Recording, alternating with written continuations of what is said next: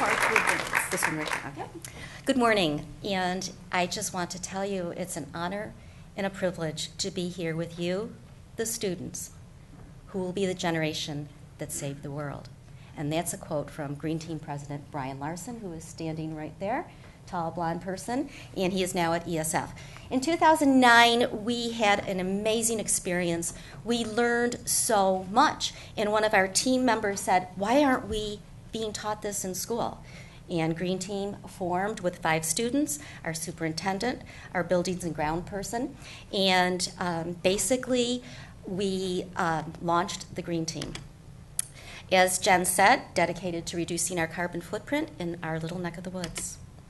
We had some simple goals for 2009. Basically, formed a Green Team right there on November the 10th, 2009. Our mission, educate, motivate, inspire students, staff, and community to reduce their carbon footprint.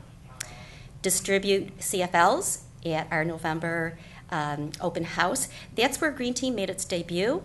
And basically, all we did for that 1 year is work on a presentation for Earth Day. And in that particular presentation, we disseminated the information to all classes at the middle high school in their science classes about all the things that we learned. And Jerry highlighted a lot of that. We doubled our membership in September of 2010. Worked with Lake Placid and Saranac Lake Schools in a 10-10-10 350.org endeavor as a fundraiser, and pancake breakfast and compost building and creating tote bags and all kinds of things like that. Shaheen's invited us as part of the community to come in and witness their energy-saving device, which is basically the installation of solar panels. There we are, November the 10th at last year's summit. And 2010, our climate action plan. We really stepped up recycling, especially in a workshop that we attended from Paul Smith and Casella, learning about Casella Zero Sort. I highly recommend it. Building a compost bin, motion sensors, that's where we got $1 million grant that is into effect to totally overhaul anything in our building that uses energy. And the last, Love Your Earth dance, which we will see. As soon as we signed up with Casella on February 1st, our trash amounts going to the dump totally were the lowest in the history of the school's record keeping, and we have done that month after month after month. So thank you, Casella. One of the ideas we got from U.S. Buildings from last year's workshop, spider plants, improve the air quality in classrooms, and Happy Valentine's Day from the Green Team. Thanks to Casella again, our team launched the education program, and here we are at the elementary building and teaching pre-K through 6 how to recycle and what can be recycled. We were awarded in April a carbon reduction certificate from the Adirondack Council because of all our efforts. In May, we visited the Casella Materials Recovery Facility in Vermont, and we learned so much. It really made the recycling real for us. June, Green Team is in back of our elementary building installing a 3-bin compost system. And they had fun, did it in an hour and a half.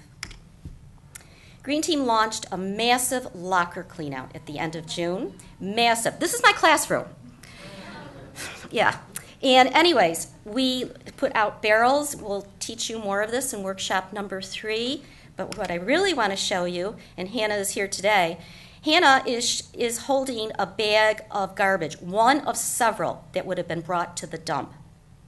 After all the recycling, Mitch, in that bag, that was what we threw in the dump for 1 day, locker clean out from the entire building. We recycled absolutely everything else. Hannah said, "Look at all this stuff.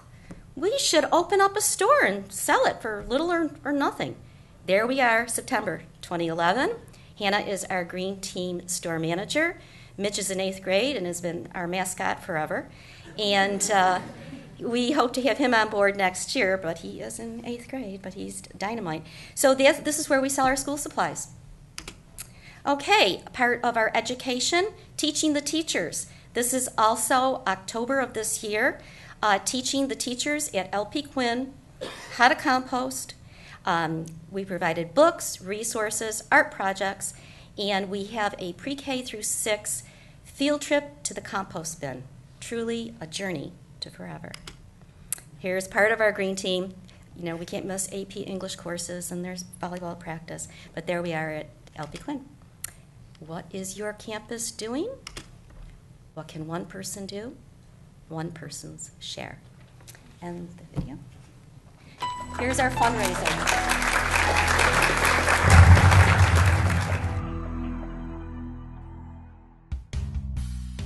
This is the Love Your Earth dance that the green team is hosting.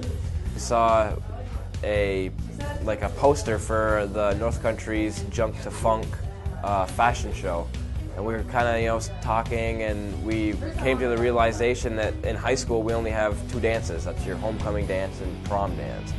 Well, we're having students only wear dresses or clothes that they've already wore before, so there's no consuming, and we're also encouraging students to make dresses and attire out of recycled material. I had a skirt that I wasn't using, so I cut it out and I made this ruffle and I sewed it on, and I also used the zipper from the skirt.